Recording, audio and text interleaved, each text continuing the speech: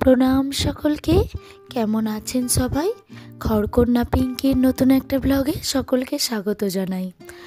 সকাল 6টা মতো বাজে, অনেকক্ষণ আজ উঠে পড়েছি। মিশার বাপি গেছে মর্নিং ওয়ার্কে, আর আমি সব কাজ টাজ করে নিয়ে স্নান টান করে পুজো করে নিয়েছি। কারণ কি আজকের দিনটা একটু অন্যরকম, সেটা পরে বলবো। স্পেশাল বলতে পারেন। কেন বলুন তো? সেটা তো পরে বলবোই। আর এটা দেখুন, ভীষণ সুন্দর লাগছে। চারিদিকে যেন মনে হচ্ছে ধোঁয়া, কুয়াশাটা ভীষণ ভালো লাগছে। তবে ঠান্ডা বেশি নেই, গাছগুলো আমার কেমন যেন শুকিয়ে গেছে। যাই হোক, গাছগুলোকে একটু ভাবছি সুন্দর করে কেটে ছেটে দিয়ে সুন্দর করে দেব। যাই হোক, চলুন। সবজি বাজার টাজার করে নিয়ে এসে পড়েছে সঞ্জয়। আর এই শাকগুলো হচ্ছে আমার ওই বাড়ির, মানে আমার শাশুড়ি পাঠিয়েছে, পালং শাক আর বেতে শাক। চলুন সবজিগুলো কেটে নিই। সবজি সব কাটা হয়ে গেছে, রান্না এদিকে তাড়াতাড়ি বসিয়ে দিয়েছি। আজ অনেক কিছু রান্না, মাছ মাংস অনেক কিছু হবে, তো তাই 5 রকম ভাজা হবে, চাটনি পাঁপড় মিষ্টি এগুলো তো আনবই। যাই হোক, চলুন তাড়াতাড়ি রান্নাটা এগিয়ে নিই। আলুটা ভেজে নিচ্ছি, ভাজাগুলো আগে করে নেব 5 রকম, তারপর চাটনি করব। মুগ ডালটা করে নেব, নিয়ে চাটনি করব। এই চাটা হয়ে যাক। চা বসিয়েছি। সকালে চাটা না খেলে সকালটা সকালই মনে হয় না, বলুন। সঞ্জয় এসে গেছে, তা ওকে চা বানিয়ে চা করে দেবো, তাই জন্য চাটা রেডি করে নিচ্ছি। আর ওদিকে আলুটা ভেজে নিয়ে মুগ ডালটা বসিয়ে দেবো। যাই হোক, চলুন কাজগুলো একটু এগিয়ে নিই। এগিয়ে নিতে নিতে দিদির গল্প বলবো। দিদির সাথে সম্পর্ক অনেক দিনের, জানেন, খুব মিষ্টি একটা সম্পর্ক। আমার যখন বড় দিদি ছোটোবেলায় নবদ্বীপে না মায়াপুরে এরকম কোনো একটা জায়গা তীর্থস্থানে গিয়ে আমার এই শম্পা দিদি, যার বিয়ে, আর আমার বড় দিদি দুজনে মিলে রাধাকৃষ্ণ সেজেছিল। তারপর থেকে ওর মায়ের সাথে আমার ঠাকুমায়ের খুব বন্ধু, খুব মানে অন্তরঙ্গ একটা সম্পর্ক, যে সম্পর্কটার মানে রক্তের সম্পর্ক না থাকলেই যে এত গভীর সম্পর্ক হয়, সেটা আমার ঠাকুমাদের দেখলেই বোঝা যাবে। মানে এই শম্পা দিদির মা আর আমার ঠাকুমা ভীষণ বন্ধুর মতো ছিল। দুজন দুজনকে প্রচুর সময়ে অসময়ে হেল্প করেছে। আর জনাইতে আমরা খুব যেতাম, ওরাও আসতো, দিদিও আমার বাড়িতে আসতো, শম্পাদি। তো মাঝখানটা অনেকটা ডিস্টেন্স হয়ে গেছিলো। আমার বড় দিদির অনেক দিন আগেই ছোটো বয়সে বিয়ে হয়ে গেছে, আর শম্পা দিদির বয়সটাও অনেক হয়েছে। শম্পা দিদি তো বিয়েই করতে চায়নি, কারণ শম্পাদির মা অসুস্থ হয়ে গেছিলো মাঝখান থেকে, অনেক কিছুভাবে স্ট্রাগলিং করেছে জীবনে, তার জন্য।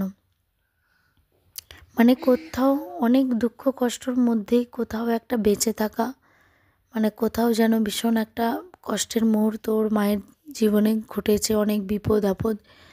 তো সেটাকে ঝড়ঝাপটা কাটিয়ে যে উঠেছে বা এখনও মানুষটা আছে বেঁচে, এটাই আমাদের কপাল।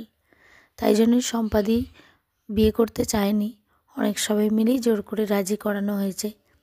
যাই হোক, দিদির বিয়ে, তাই আপনাদের ছোট্ট একটা কথা শোনালাম।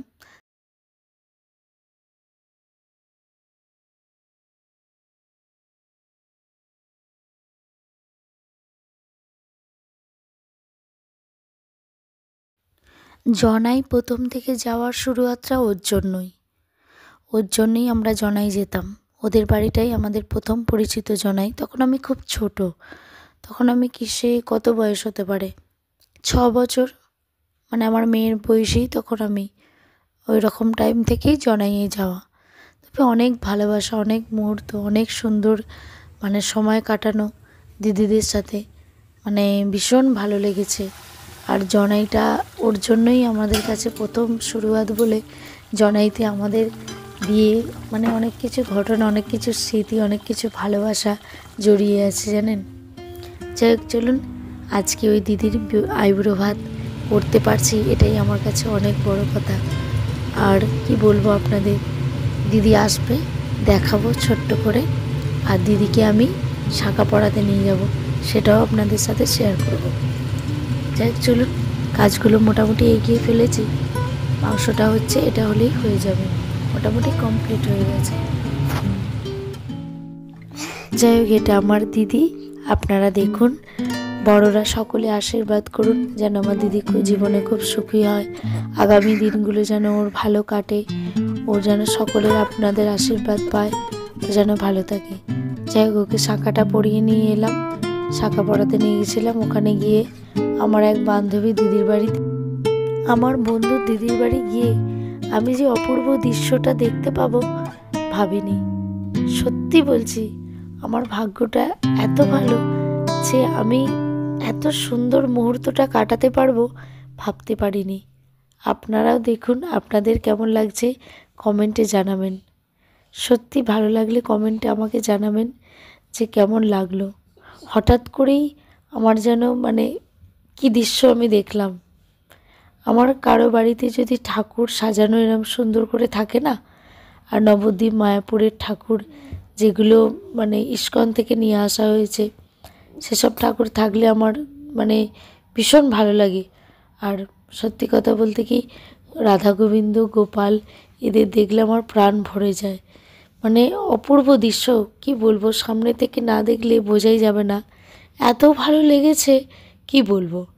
সত্যি অপূর্ব দৃশ্যর একটা আপনাদের সাথে মুহূর্ত শেয়ার করলাম।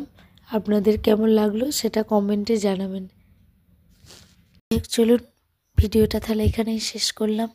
ভালো থাকবেন, সুস্থ থাকবেন, সাবধানে থাকবেন, আর ভিডিওটি কমেন্টে অবশ্যই জানাবেন। ভালো থাকবেন, সুস্থ থাকবেন, সাবধানে থাকবেন।